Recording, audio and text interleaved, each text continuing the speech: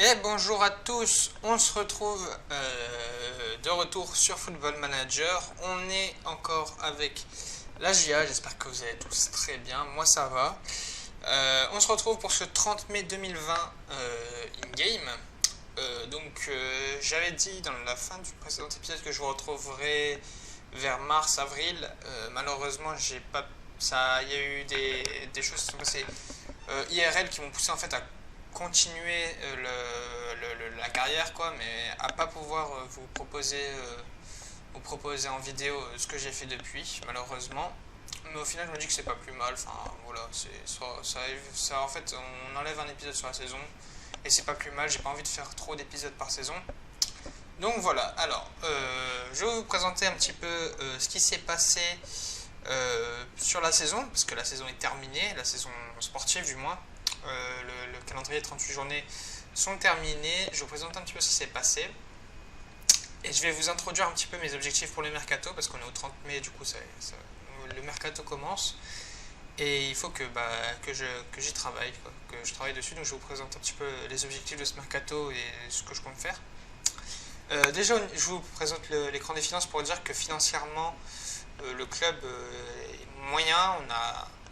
On a trop de, on a une trop grande masse salariale, même si voilà, là le budget salarial est celui de la nouvelle année pour la prochaine saison, mais on a eu en fait trop de budget salarial, une trop grosse masse salariale, ce qui a engendré en fait des pertes et un solde général voilà, qui est assez déficitaire.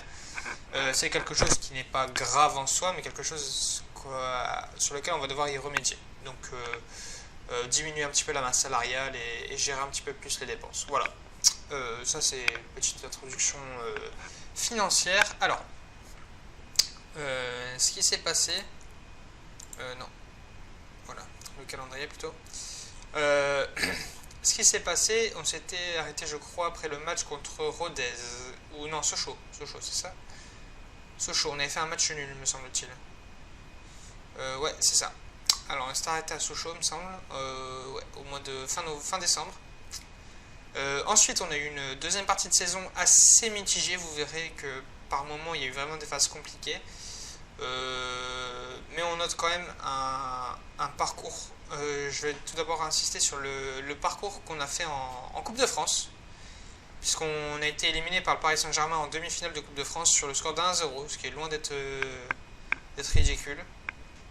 On a été éliminé par le Paris Saint-Germain, un penalty de Arturo Vidal, il me semble. Donc on a fait un très beau parcours. On s'était fait sortir par Rodez, voilà c'est ça, en Coupe de la Ligue BKT, donc on n'a pas été très loin en Coupe de la Ligue. Au quart de finale, voilà, parcours assez quelconque.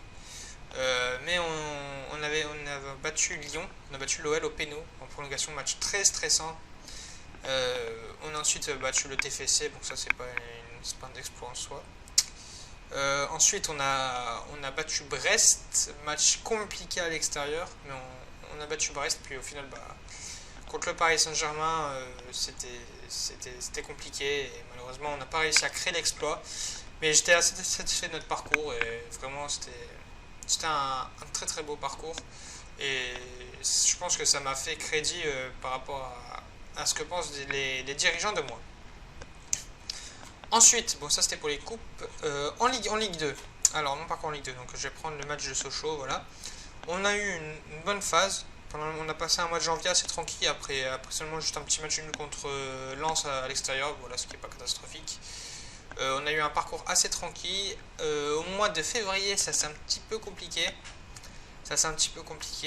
Avec déjà fin février une défaite contre Chambly, donc qui m'avait assez énervé. Ensuite, on a eu un parcours très compliqué. Très très compliqué. On était resté sur 5 matchs d'affilée sans victoire.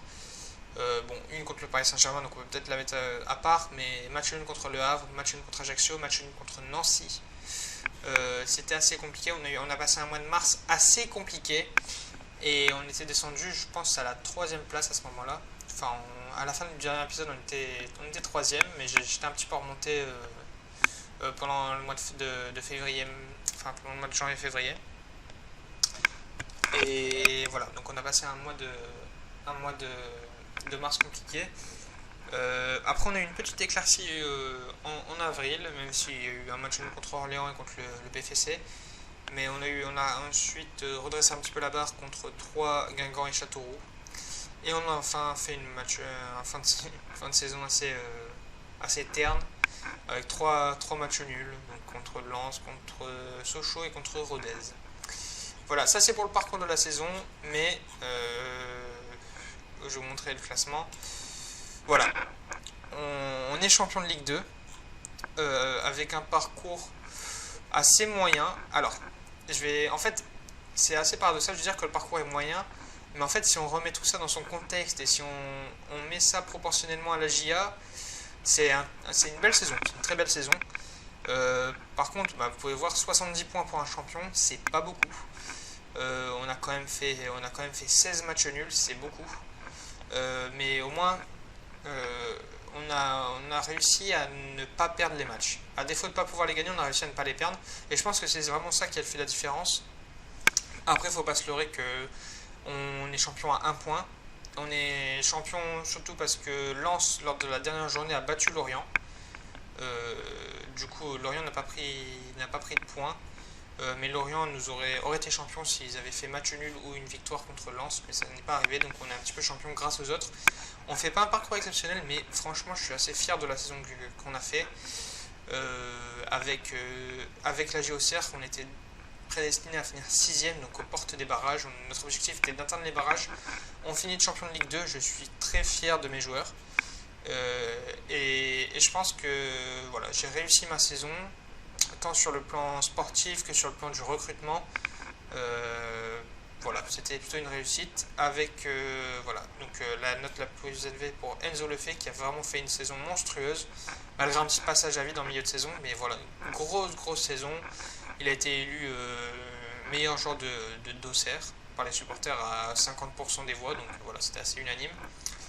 Avec aussi Le Bihan ou Barreto, je ne sais plus, dans le top 3, et Mayembo qu'on a recruté, le défenseur central qu'on a recruté au Havre. Donc deux recrues sur les 3 meilleurs joueurs de l'année. Donc je suis assez satisfait.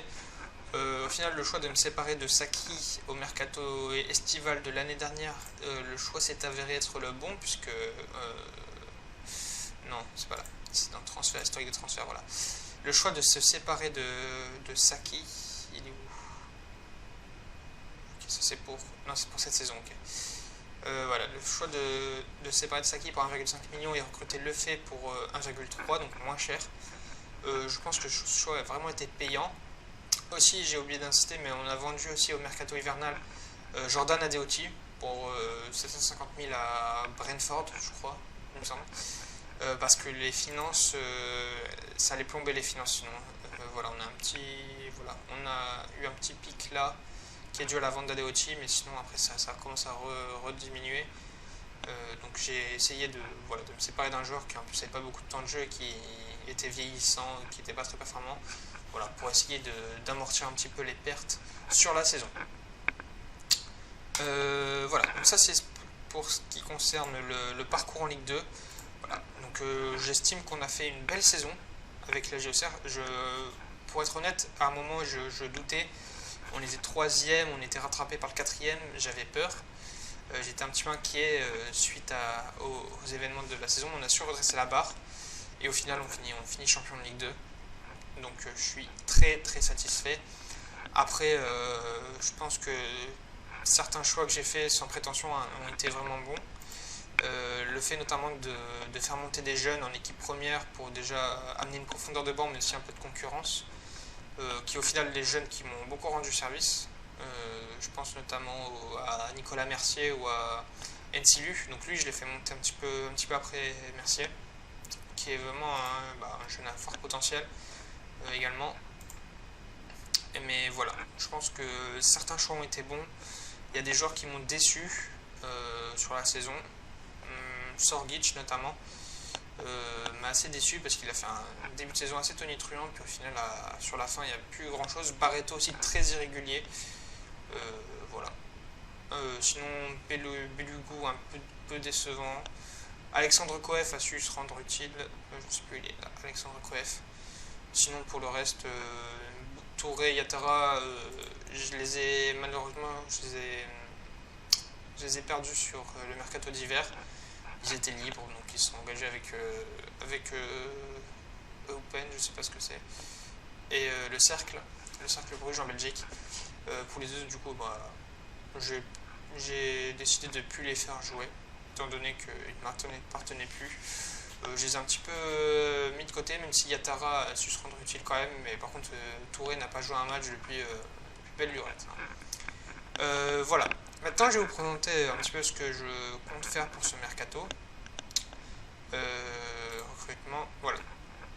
Donc, on dispose d'une enveloppe de 1,81 million, sans compter les ventes évidemment, et d'un budget salarial de 400 000. Alors, j'ai plusieurs objectifs pour ce mercato, notamment, rajeunir l'effectif. Ça c'est mon premier objectif, parce que j'ai un effectif quand même qui est pas vieillissant, on va pas non plus abuser, mais on a quand même quelques trentenaires qui malheureusement n'entrent pas vraiment dans mes plans, des joueurs qui ont plus de 27 ans qui n'entrent plus trop non plus dans mes plans. Alors je ne vais pas tous les vendre, qu'on soit d'accord, mais je vais en garder quelques-uns. Mais malheureusement, il y en a certains qui vont devoir faire leur valise. Zachary Boucher notamment, je pense à lui, je pense à Sorgic, Le Bihan qui pourrait faire ses affaires. Barreto, je ne sais pas, je n'ai pas encore tranché. Mathieu Michel, je pense que malheureusement je vais devoir me séparer de lui, même s'il fait une bonne saison. Il fait pas une incroyable saison, mais il fait une saison moyenne, quoi. Belugou, à mon avis, ça va partir. Bernard, Souprien et Coef, je pense que ça va rester. Sinon, voilà. Donc ça, c'était le premier objectif. Le deuxième effectif, qui me semble assez logique, mais que je préfère préciser, c'est la conservation de la qualité. Donc on a quand même un effectif qui était quand même assez qualitatif, même s'il y avait des manques à certains postes. Voilà, on a gardé pas mal de qualité. C'est l'objectif également, de garder de la qualité, même si on rajeunit l'effectif, pour essayer de se maintenir la saison prochaine en Ligue 1. Troisième effectif, c'est ce que j'ai déjà commencé à faire cette année, que je vais continuer à faire, c'est la promotion des jeunes, donc le fait de promouvoir les jeunes. Chose que j'ai fait avec Le Fay, avec Mercier, avec Ensilu, avec il est où Mardini, je crois. J'ai du mal avec son nom. J'ai du mal avec son nom, je sais pas si vous avez remarqué. Mordini, c'est ça, David et Mordini. Voilà, j'essaie toujours de promouvoir les jeunes, mais de garder quand même quelques jours d'expérience dans l'effectif. Mais voilà, pour promouvoir les jeunes, pour espérer, pourquoi pas les revendre et faire des plus-values. Un peu système trading, quoi, pour essayer de faire grossir le club financièrement. Et le quatrième objectif qui est logique, c'est faire des plus-values, ce qui me semble logique. Et un des objectifs supplémentaires sera de réduire cette masse salariale, parce que comme vous l'avez vu, c'est le premier poste de dépense qui a engendré une situation assez déficitaire. Donc il va falloir que j'y prête attention, que je fasse en sorte de réduire la masse salariale, et notamment en me séparant, pourquoi pas, de gros salaires. Des gros salaires. Par exemple, Yatara va partir. Mathieu Michel risque de faire ses valises. Michael Le Bihan, j'ai pas tranché. Si une grosse offre arrive, malheureusement, je pense que je vais devoir m'en séparer, même s'il a fait une bonne saison. Hein. Il a fait vraiment une bonne saison. Même si par moment il a eu le don de m'agacer profondément, par ses ratés notamment, c'est assez... je comprends pas, parce qu'il a quand même 14 en finition, ce qui est pas dégueu, mais il loupait des 1v1 tout fait, enfin je comprenais pas trop. Voilà, donc ça c'est mes objectifs de mercato. J'ai commencé un petit peu à travailler, il me semble que j'ai fait une offre pour Sedouci, qui est libre, donc qui est en fin de contrat avec l'AS Monaco. Donc c'est pas mal, 3 étoiles et demie avec un petit peu de marge de progression. Ça va être au-dessus de Mathieu Michel, et c'est gratuit, surtout c'est gratuit, à part le salaire évidemment, et peut-être la prime de fidélité, enfin je sais plus comment on appelle ça, voilà, vous m'avez compris. Mais sinon voilà, c'est très fort. Je suis pas fan du joueur IRL, je l'ai vu jouer quelques fois, notamment je sais que c'est le 3e gardien de Monaco, et je l'ai vu faire quelques matchs. J'ai pas été séduit, mais c'est libre. Si on arrive à vendre Mathieu Michel, on va faire une plus-value, et en plus j'ai beaucoup de très bons jeunes. Par exemple Letton, qui est en réserve mais qui a vraiment un potentiel monstre, qui pourra tout à fait me servir de doublure.